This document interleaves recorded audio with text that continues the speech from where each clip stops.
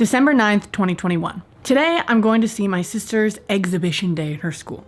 It's basically just a day where you go like see her school and they present projects of their families and stuff. I don't really know that much about it or what to expect because I was homeschooled, but I'm excited to hang out with my family today. I should probably clarify though, she's not my blood sister and her parents didn't give birth to me. It's my husband Emin's family. He has 4 little siblings and 2 parents, and they've really become my family over the past 3 years. When I met them in 2017, 18? I don't know. They honestly didn't like me very much. I was a little bit loud and offensive, and I didn't understand their humor, and they really didn't understand mine. Eventually, though, I realized that they're the best group of people ever, and I started to hang out at their house every chance that I could. It's just really weird to think about the fact that when I met them, I had no idea what like big of a part they were gonna play in my life, and now like I'm living in their house for the second time. And honestly, the whole time Emma and I were dating back in 2018, I was living in their house too. Like, they're just the kind of family that makes you want to be around them all the time. The school she goes to is close to the place that I used to live in before I moved to LA. It's more in the city. And right now, while we're here in Nashville, we're living in a smallish town outside of the city. So I really like going like into Nashville whenever I can because I was raised in small towns. So like I'm very impressed by any city, even if it's small like Nashville. Speaking of where I was raised, I should probably mention the other side of my family while I'm telling you guys about this. In case you don't know, I have 10 siblings. You probably know that, but maybe you don't.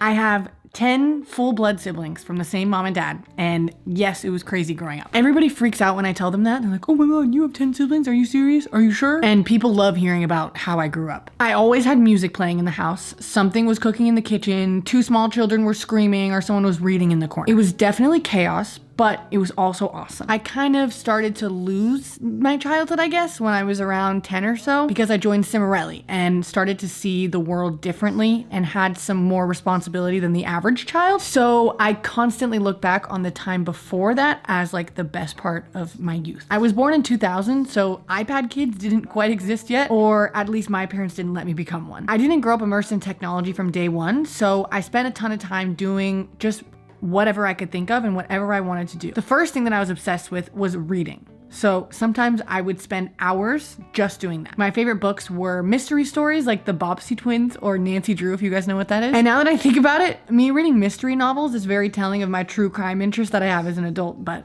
we don't need to go into that right now. I love to eat pancakes and waffles for some reason, but my mom didn't make them very much, so I learned how to make them myself, and I ended up like making pancakes and waffles so much and perfecting my recipe. So now I have like my own personal pancake recipe that I have memorized in my head, and it's honestly really good. Like, even though a 6-year-old came up with it, it's a very, very good pancake recipe. My family also had some really fun traditions when I was a kid. So like we would get pizza every Tuesday or Wednesday or something. We would get ice cream after, and we would have to get extra large pizzas to feed us all. We went to the lake all the time. We would go to my grandma's house sometimes. It was just like that time in life where you don't have any responsibility and all you're thinking about is having fun, doing your schoolwork, you know, eating, hanging out with your siblings, playing games. I did theater, like I did swim team every summer. Honestly, I just miss that time of life. And when I'm going through like tough times as an adult, I tend to think about my childhood and I'm like, oh, I just miss the days when you didn't have to think about anything. Like I pay my bills now and I stress about relationships and people and money and whatever. But like back then, all I had to think about was what swimsuit I was wearing to the lake, or how many slices of pizza I was gonna have, or how to make freaking pancakes. That really was the life, guys.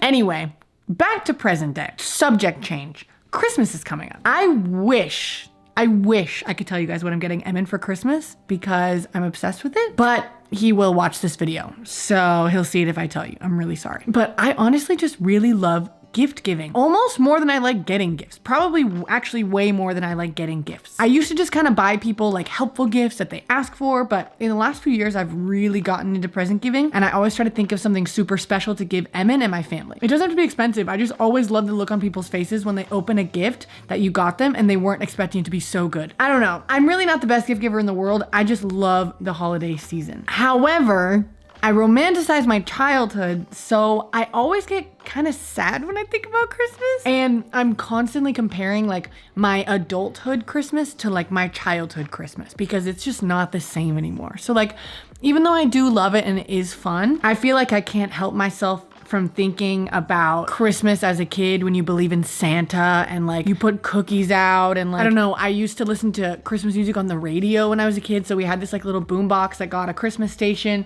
And so I would just keep that playing in my room all the time. And it just feels different, you know? Like, I guess that's kind of the theme of my life right now, that everything as an adult just feels different. But being a kid on Christmas is so fun. So the good news is that I have 2 young kids in my house right now, Essen and Ellis. They're 10 and 8, I think, 11 and 8, I don't know. There is something awesome about, you know, giving them a fun Christmas and seeing them be excited and spending time with your family. So like, yeah, there are still like magical aspects to it. And I definitely need to stop, you know, constantly comparing everything to being a child and not having to worry about anything and being magical or whatever, because that's obviously not realistic.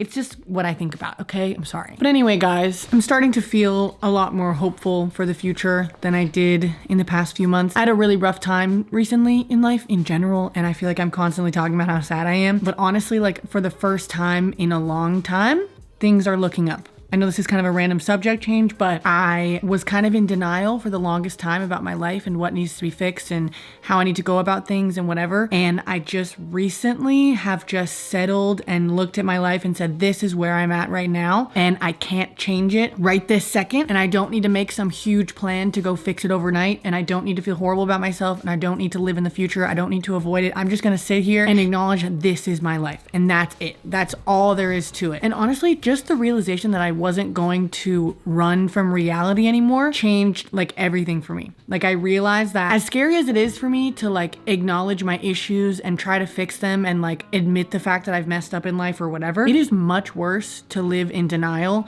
and pretend like everything's fine when it's not, because your relationships get ruined and you don't feel alive and everything just sucks. And the past week of my life have felt better than honestly the past year, maybe even more than that, just because I've been like alive. Like I've been actually trying to exist in the world rather than actively trying to avoid the world, if that makes sense. I had to have some really tough realizations with myself, like, okay, this is where I'm at. This part of my life is bad, and that's okay. I just need to fix it. And I don't want to avoid my feelings and avoid my negative emotions or whatever. Like, I just want to try to live the fullest that I possibly can and be the happiest that I possibly can. Just change the way that I was living and seeing myself, because what I was doing for the past year was just not it. I've just been all over the place. So I finally feel better. I feel good. And I finished reading my like journal entry thing or whatever that I wrote. Today was a good day. Today was one of the first good days that I've had in a long time. And I'm adding it to the list of many good days that I'm going to have. And I'm happy that you guys are here with me through it all. I love you guys. Goodbye.